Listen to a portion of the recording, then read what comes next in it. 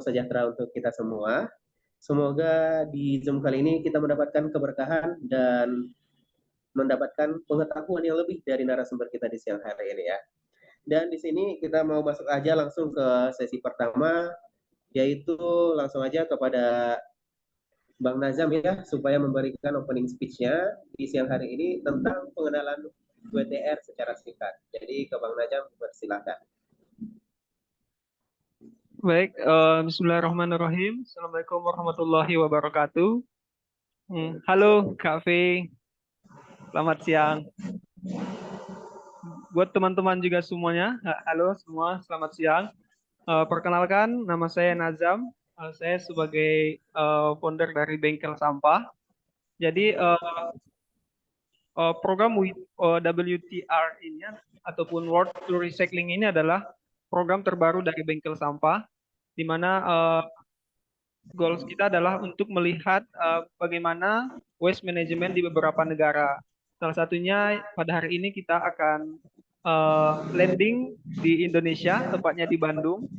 Nanti kita akan sama-sama cari tahu bagaimana KP mengelola sampah di Bandung. Jadi sedikit untuk memperkenalkan peserta, hari ini KP pesertanya adalah terdiri dari beberapa kota di Indonesia, ada dari Padang, dari Sumatera Utara, dari Sulawesi, dari Semarang, dan juga ada dari adik-adik sekolah dari Mandua Padang Setimpuan, ada dari SD Eka Pendawa, dan beberapa sekolah mitra kita di Sumatera Utara.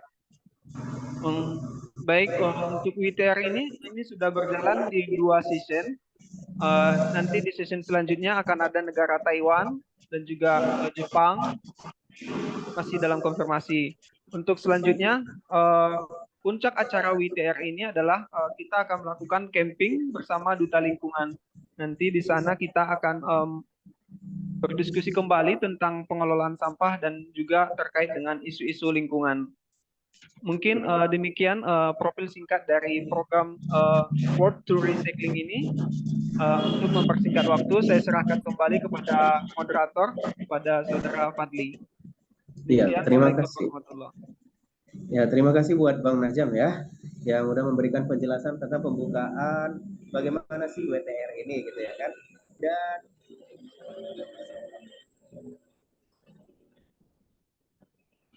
Dan di siang hari ini kita mudah-mudahan udah beberapa program yang sudah disampaikan oleh Bang Najam, yang mungkin kita akan mengadakan camping pada bulan 11 ya, dan diharapkan Kak V juga bisa dong ya menghadiri gitu ya kan, biar acaranya makin ramai gitu ya Kak ya. Jadi di siang hari ini langsung aja nih, pasti para audiens yang lagi mendengarkan penasaran ini ya, dengan siapa sih Kak V ini ya. Jadi buat dipersilakan nih buat Kak V untuk memperkenalkan diri terlebih dahulu. Baik, Assalamualaikum warahmatullahi wabarakatuh. Selamat siang, teman-teman semua. Terima kasih nih kepada moderator ya, Mas Fadli, dan juga Bang Nazam. Deh, kalau di Sumatera bukan Mas ya, Bang ya.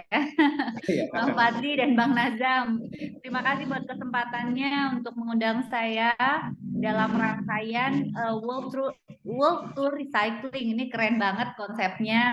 Dan hari ini teman-teman diajak untuk mendarat di Bandung katanya gitu ya, untuk lihat kita eksplor Bandung bareng-bareng ya.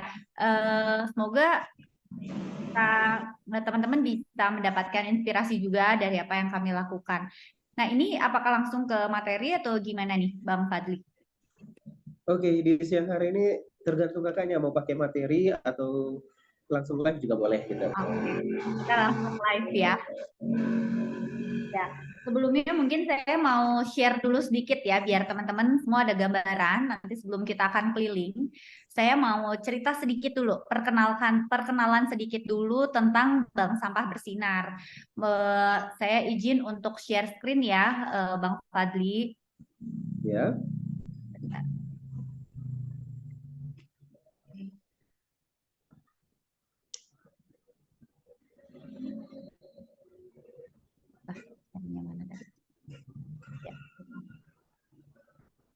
Saya memperkenalkan dulu sekilas tentang Bank Sampah Bersinar. Pertama-tama, saya memperkenalkan dulu dulu ya. Nama saya Feby, tapi biasanya dipanggil singkat P aja ya. Atau mungkin karena saya mungkin udah lebih tua ya, saya paling tua kayak di sini. Boleh panggil Kak. Di sini saya co-founder dan CEO dari Bank Sampah Bersinar. Nah, Bank Sampah Bersinar ini sendiri pertama kali berdiri itu ada di Bandung. Lokasinya ada di Kabupaten Bandung, di Jawa Barat. Nah, tapi sekarang kita udah ada juga di kota-kota sekitar Bandung Raya. Ada di Kota Cimahi, ada di Kota Bandung juga, dan ada di Kabupaten Bandung Barat. Kami adalah layanan edukasi, inovasi, dan jasa pengelolaan sampah yang berbasis masyarakat. Jadi mungkin teman-teman di sini juga ada pegiat lingkungan juga, ada pengelola sampah juga. Masing-masing kita punya bidangnya masing-masing. Jadi kita mengedepankan semangat kolaborasi dan masing-masing pasti punya strength-nya masing-masing. Dan karena masalah sampah di Indonesia ini luas sekali, maka diperlukan kolaborasi dari berbagai pihak, termasuk kita bisa bareng-bareng nih berkolaborasi untuk mewujudkan Indonesia bersih. Nah, saat ini kita sudah ada di Bandung Raya sendiri ada sekitar 855 unit binaan bank sampah kita dan terus bertambah seiring setiap hari kami melakukan edukasi. Ini timbulan sampah yang kami kelola tahun 2022 itu kurang lebih hampir 1.000 ton, dan di tahun 2023 ini alhamdulillah hampir 2 kali lipatnya ya kami mencetak per bulan September 2023. Nah, ini lokasi kami mengolah sampah organik, sampah anorganik, dan juga beberapa material sampah residual yang sudah terpilah seperti misalnya popok bayi. Nanti kita akan lihat bareng-bareng ya fasilitas pengolahan sampah popok bayi yang ada di Bank Sampah Bersinar. Kemudian kita juga ada pengolahan masker dengan menggunakan pirolisis. Kemudian juga kita sedang ada pengolahan juga untuk sampah-sampah residual, itu bekerja sama juga dengan mitra kami untuk membuat balok pengganti kayu dari sampah plastik yang low value. Nah, ini untuk electronic waste, karena prosesnya kami adalah edukasi dan mengedepankan edukasi untuk masyarakat. Nah, untuk electronic waste ini kita tidak mengerjakan sendiri, kita bekerja sama dengan e-waste RG dalam proses pengumpulannya. Jadi ini juga bisa menjadi inspirasi buat teman-teman untuk berkolaborasi dengan mitra yang mungkin bisa menghandle ya. Kalau misalnya kita nggak mungkin nih kita ngerjain e-waste, nah nggak apa-apa kita bisa kolaborasi dengan teman-teman dari pegiat lainnya. Nah, ini yang kami kelola untuk mesin pengolahan sampah popok bayi. Nanti kita akan lihat lebih detail lagi. Dan ini akan dijadikan produk apa? Nanti kita akan lihat. Kemudian di pengolahan sampah pakaian, ini juga kita kolaborasi dengan pihak ketiga, dengan mitra kami yang memang bisa mengolah sampah kain ini untuk menjadi insulator ya, atau semacam peredam, atau dia juga bisa digunakan untuk menurunkan suhu. Ini pengolahan sampah masker, walaupun memang kapasitasnya belum terlalu besar, tapi alhamdulillah selama pandemi kemarin kita dapat mengolah lebih dari 100 kg sampah masker. Nah, karena kami fokus pada edukasi, tentu kegiatan utama kami lebih banyak di edukasi dan sosialisasi pada masyarakat, sekolah-sekolah, kelompok masyarakat. Kemudian juga bahkan ini kalau lihat di foto yang sebelah kiri atas itu adalah di lapas atau penjara. Jadi saya ini pernah masuk penjara ya, tapi untuk edukasi. Ya. Kemudian ini juga yang kami lakukan, kita membuat kelas belajar bahasa Inggris bayar pakai sampah, karena kami percaya mengubah perilaku itu harus sedini mungkin. Jadi kita juga punya kegiatan di pinggir sungai, kita belajar bahasa Inggris bayarnya pakai sampah. Nah, ini program-program campaign yang kami lakukan untuk menarik masyarakat bergabung. Nah, juga menggunakan sosial media. Jadi teman-teman yang punya sosial media boleh dong di-follow ya Instagramnya banksampahbersinar.id. Nah, ini kita juga bekerja sama dengan para pemulung, para petugas sampah. Jadi tidak kompetisi ya. Dalam pengelolaan sampah, sekali lagi tidak ada kompetisi. Justru apa yang bisa kita lakukan untuk kita berkolaborasi dengan mereka.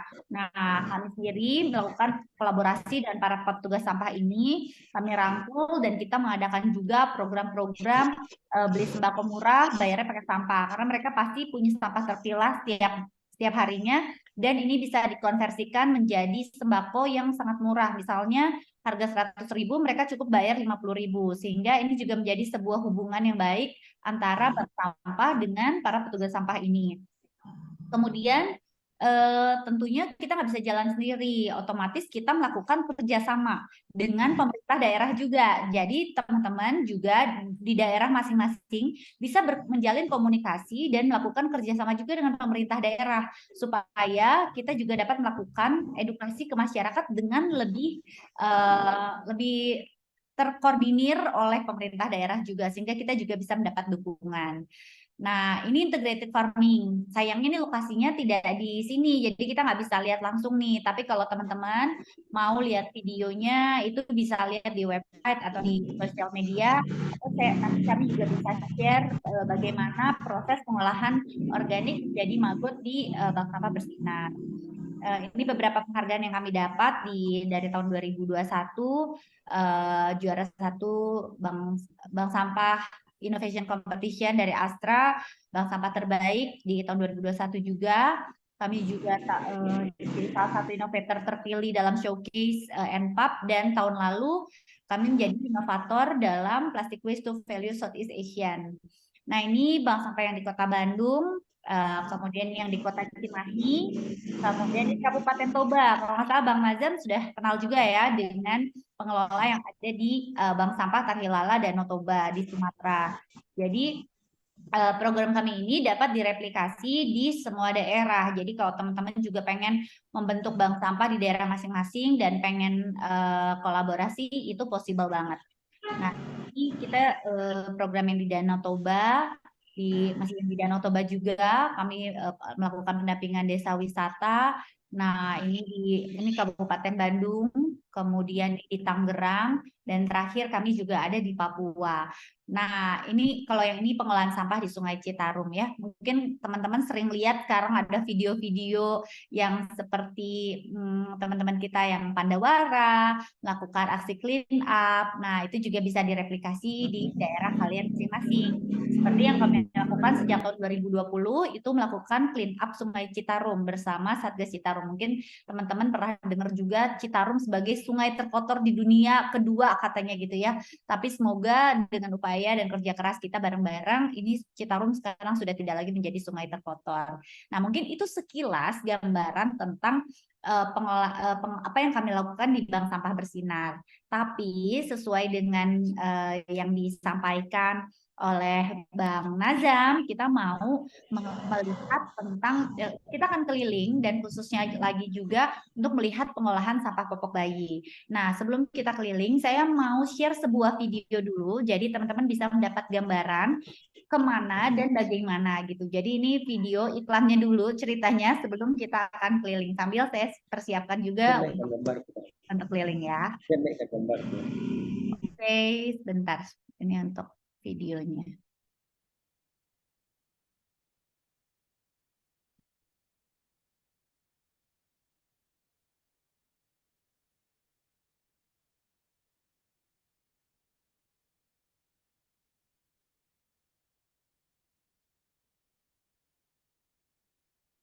Sudah terlihat ya di layar? Sudah, Kak. Ya.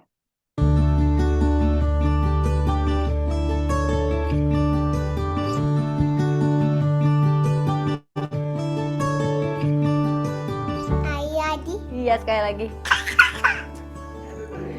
Setiap tahunnya, hampir 5 juta bayi lahir di Indonesia. Tidak bisa dipungkiri, mayoritas ibu memilih untuk menggunakan popok sekali pakai. Sayangnya, sampah popok bayi ini tidak terkelola dengan baik dan sering kali ditemukan di saluran air, sungai, bahkan laut. Sebagai seorang ibu, saya merasa bertanggung jawab untuk mencari solusi atas permasalahan ini. Kami mengedukasi para ibu untuk mengambil tanggung jawab dengan cara memilah sampah dari rumah, termasuk sampah popok bayi. Apabila ada kotoran padat, ibu dapat membuangnya terlebih dahulu untuk memudahkan dalam proses penyimpanan sebelum disetorkan ke bank sampah. Ibu dapat memilih untuk menyetorkan sampah terpilah, termasuk sampah popok bayi, ke bank sampah terdekat.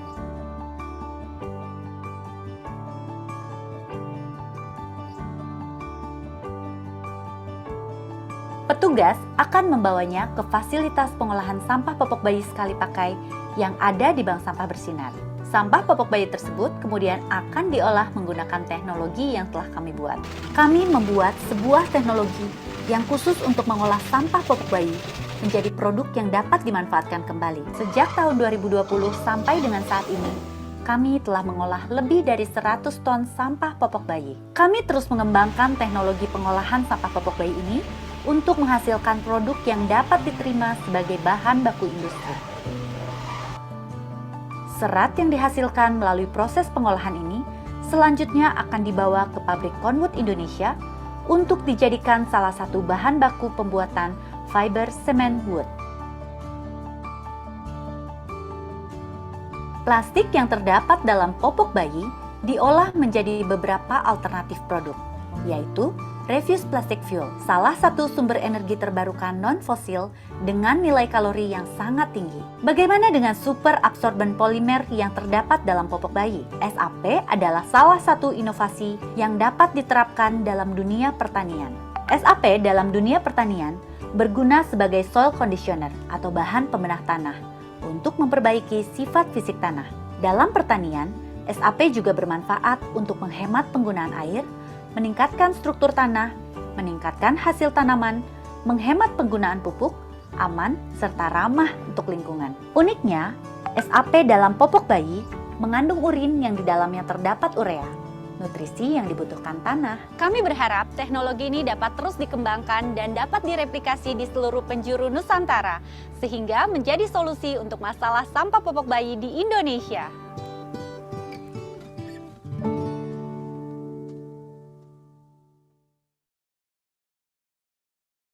Wah, sudah disaksikan tadi ya. Ya, nah tadi videonya mungkin sudah lihat, tapi mungkin kurang afdol ya kalau kita belum keliling. Jadi kita karena sudah mendarat di Bandung, sekalian kita mau jalan-jalan keliling di Bank Sampah Bersinar ya. Iya, benar-benar. Oke. Keren banget sumpah ya. Pencapaian yang luar biasa dari kafe ya. Jadi semoga ini dapat memotivasi adik-adik sekalian, kawan-kawan dan teman-teman sekalian untuk lebih giat lagi mengelola sampahnya ya. Di sini Fadli mau nanya dong Kak ya, tentunya jalan-jalan dulu gitu ya. Oke deh. Jadi kita tunggu Kakak Eti mau jalan-jalan kata Bang Najam.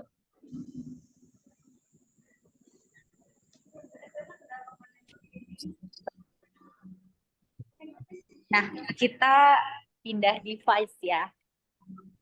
Ini Bank Sampah Bersinar. Jadi ini masuknya di sini, kita masuk dulu nih awalnya nih ada dari luar ceritanya. Kita di sini, tapi saat ini udah tutup karena sudah kita jam 1 sudah tutup. Di sini ada warung. Jadi teman-teman juga bisa bikin yang sama, bisa bikin seperti minimarket, bayarnya pakai sampah. Jadi kalau dilihat ini ada warung BSD. Mereka bisa bawa sampah ke sini untuk belanja kebutuhan sehari-hari. Nah, jadi teman-teman kalau datang langsung ke Bandung bisa dicari, ada Bank Sampah Bersinar ya. Oke, siap Kak. Pasti nanti kalau datang ke Bandung, Kakak yang pertama dicari. Iya. Nah, ini di sini kita bisa lihat jenis-jenis sampah yang diterima oleh Bank Sampah Bersinar. Nah, ini aulanya kita. Di sini banyak ada teman-teman juga yang sekarang masih bekerja. Nah, ini area Bank Sampah Bersinar. Di sini ini masuk ke area pengolahan sampah popok bayi. Nah, tapi kalau sudah jam segini ini sudah tidak produksi, tapi masih bisa dilihat. Di sini adalah popok bayi yang siap untuk diproses. Oke. Ya. Nanti diproses, dia akan masuk ke sini, lalu nanti akan keluar seratnya. Nah, serat yang tadi di sini ya. Lalu serat ini nanti akan masuk ke reaktor ini. Dia akan masuk ke reaktor ini untuk dipanaskan, pemanasan, dan dia akan sehingga nanti si seratnya ini bebas dari bakteri. Jadi ini panas ya, karena dia sudah dipanaskan dalam reaktor ini. Fungsinya adalah untuk mematikan bakterinya, dan hasil pengujian serat yang dihasilkan itu sudah bebas dari bakteri E. coli dan sebagainya. dari sini nanti kita akan masuk ke magic box ini. Di mana di magic box ini nanti si seratnya itu otomatis akan terpisah dari si SAP-nya, dari gel. Karena yang paling sulit itu adalah memisahkan gel dengan ininya ya, memisahkan gel dengan fibernya. Nah, itu nanti kalau sudah terpisah, maka baru akan dikeringkan. Nah, ini yang sudah dikeringkan. Nah, ini adalah fiber hasil yang sudah terpilah dari gel-gel yang ada di dalam popok bayi. Dan ini sudah bersih, sudah tidak bau ya, dipegang begini bisa. Dan ini masih butuh dikeringkan lagi karena ini belum benar-benar sempurna keringnya. Sedangkan ini plastiknya yang akan diolah tadi menjadi RPM. Ini hasil-hasil olahan dari popok bayi. Nah, biasanya kita melakukan pengeringan. Nah, pengeringan seperti ini kita masih menggunakan pengeringan matahari aja ya, murah dan juga hemat. Nah, ini karena mungkin tadi pengeringan yang sebelumnya hanya di 70%, nah ini untuk benar-benar kering sebelum ini dibawa ke pabrik ya, untuk membuat seperti itu. Nah, ini area penimbangan, jadi mobil datang nanti akan ditimbang di sini. Ini sampah-sampah yang dibawa atau dijemput dari kelompok-kelompok masyarakat kita, bank sampah unit ya.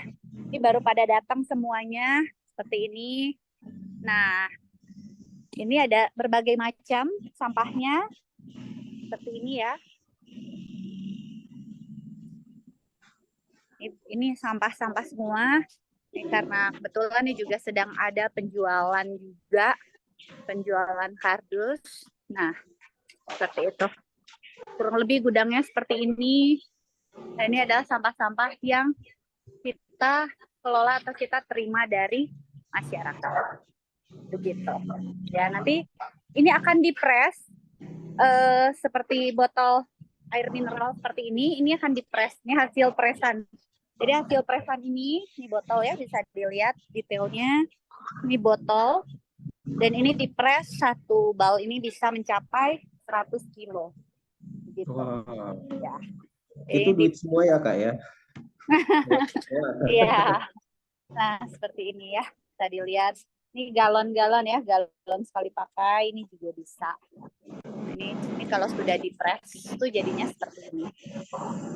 Nah, ini mesin presnya digunakan untuk mengepres material-material tadi ya. Kita tidak menyebutnya sampah, melainkan kita menyebutnya itu material karena dari sini akan digunakan atau akan dikirimkan ke pabrik daur ulang dan akan digunakan menjadi material produk baru begitu. Kurang lebih itu yang ada di gudangnya nih, Bank Sampah Bersinar. Kalau untuk pengolahan sampah organik kita ada di tempat yang terpisah itu. Nah, jadi kalau misalnya nanti teman-teman datang ke Bandung, jangan sungkan untuk mampir ke sini ya. Oke, siap.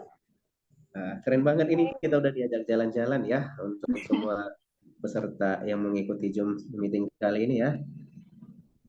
Kita udah diajakin jalan-jalan keliling sebentar ya, walaupun melalui daring gitu ya. Tapi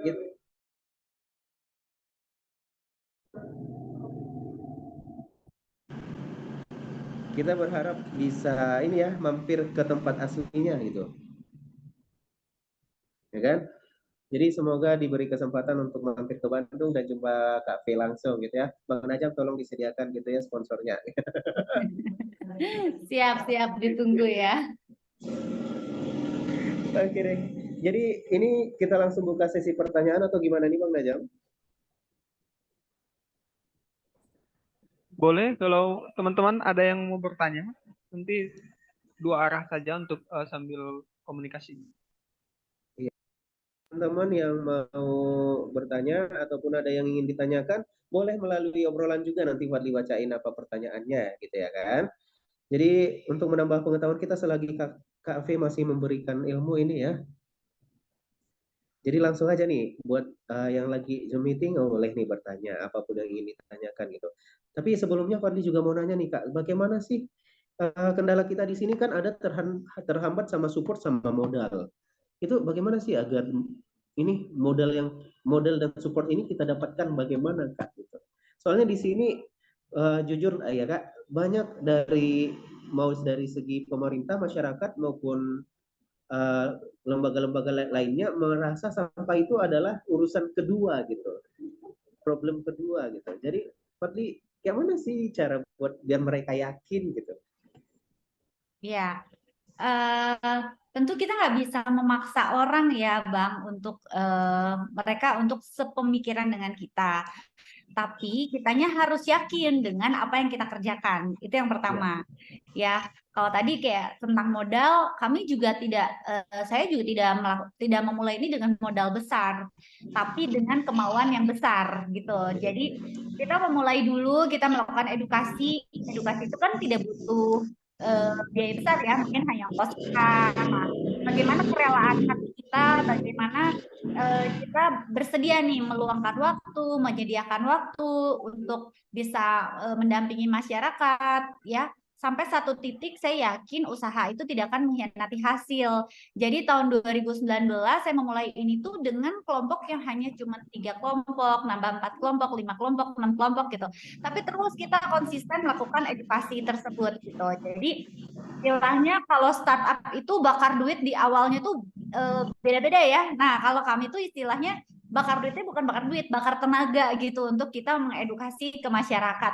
Nah, lama-lama mereka juga tahu kan bahwa ya tadi kebanyakan masyarakat tuh sampah ngapain sih gitu ya. Tapi di sisi lain setelah mereka merasakan manfaatnya, oh ternyata lumayan juga ya sekarang mereka bisa istilahnya ibu-ibu rumah tangga nih mereka bisa beli kebutuhan bumbu dapur bayarnya kok ternyata bisa pakai sampah ya. Oh mereka bisa beli minyak goreng bayarnya pakai sampah ya gitu. Ternyata mereka bisa punya uang seperti kalau di sekolah itu bisa bayar beli buku, dia bisa bayar pakai sampah ya gitu. Jadi saat mereka merasakan manfaatnya terjadilah perubahan perilaku juga. Satu titik mereka tidak lagi mengelola sampah karena uang, sebenarnya itu hanya pemicuan awal saja. Karena saat mereka sudah memahami manfaatnya untuk mereka, untuk masyarakat dan untuk lingkungan, mereka akan melakukan itu juga secara sukarela begitu.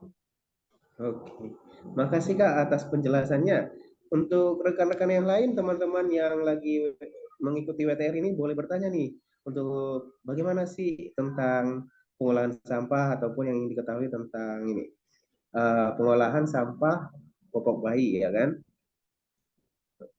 Jadi gimana nih, masih ada yang mau bertanya atau dari Bang Najam mungkin ada yang mau ditanyakan Bang? Atau dari Umu, Isna? Boleh dari teman-teman dulu.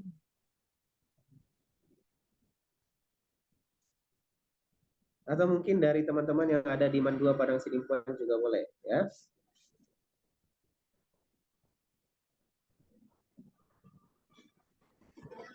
Atau saya ada pertanyaan satu, Bang Pat. Jadi begini Kak Fei, bagaimana solusinya kita yang di daerah ini Kak yang belum ada pengelolaan popok bayi ini, tapi kita ingin membuat suatu aksi di mana supaya popok bayi ini bisa didaur ulang di sini. Gimana ya untuk solusinya gitu Kak? Nggak mungkin dikirim ke Bandung kan?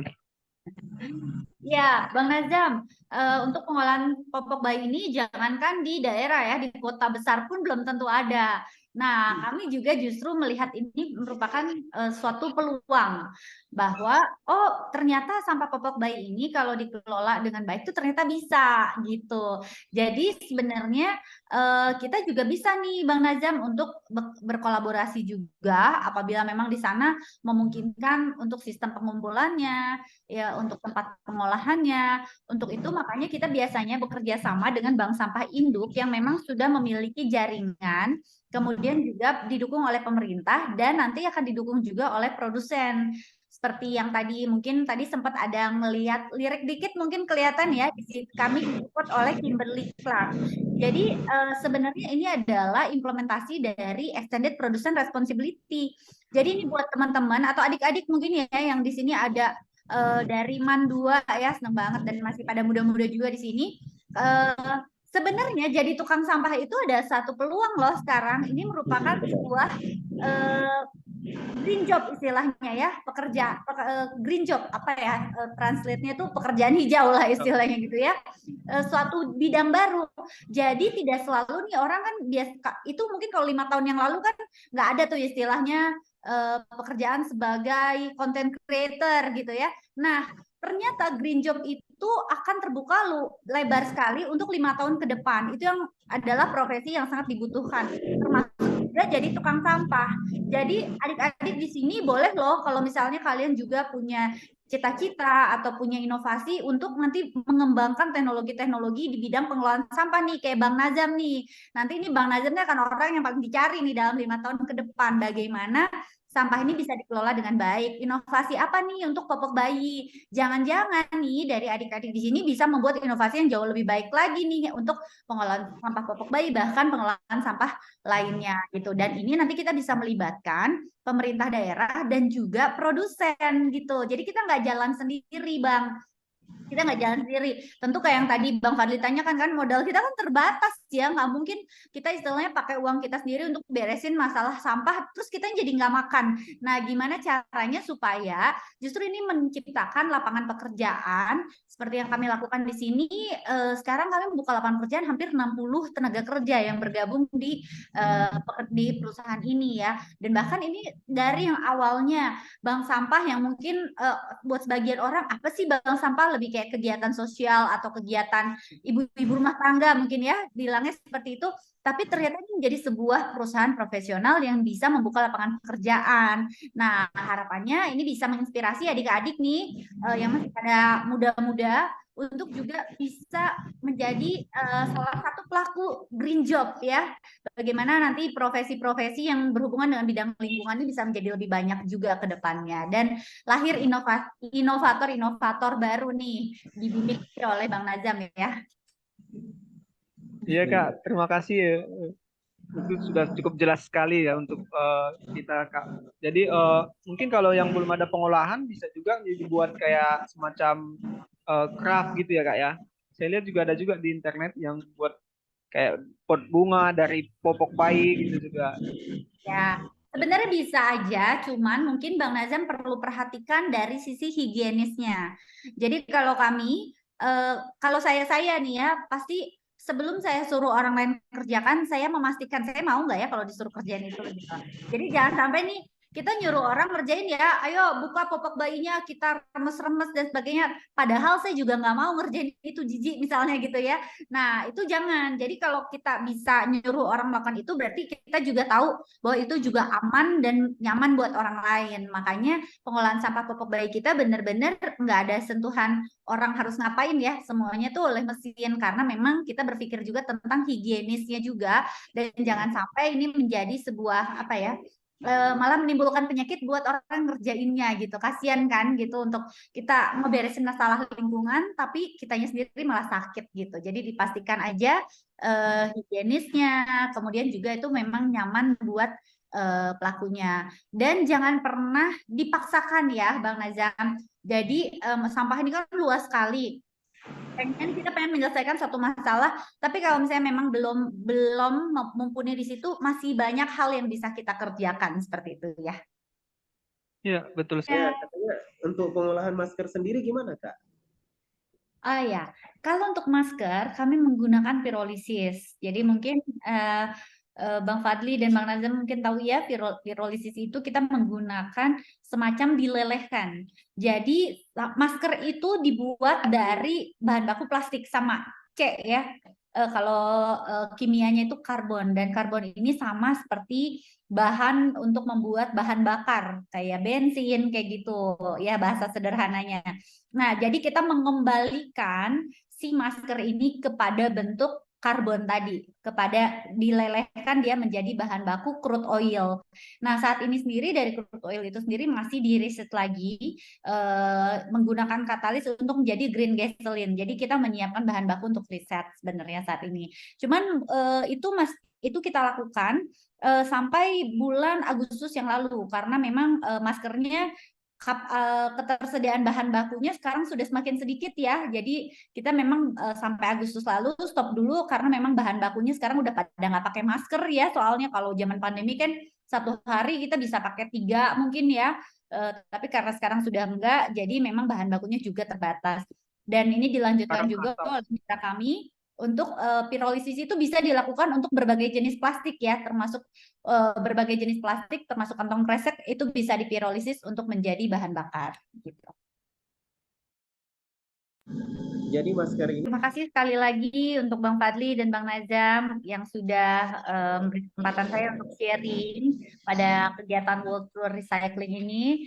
Semoga ini bisa menginspirasi ya buat adik-adik yang ada di Mandua, Padang Sedempuan, dan juga teman-teman yang sudah hadir pada siang hari ini. Masalah sampah di Indonesia ini begitu pelik ya, apalagi akhir-akhir ini banyak sekali TPA terbakar. Tentunya ini menjadi sebuah peringatan untuk kita mulai mau mengelola sampah kita dengan baik.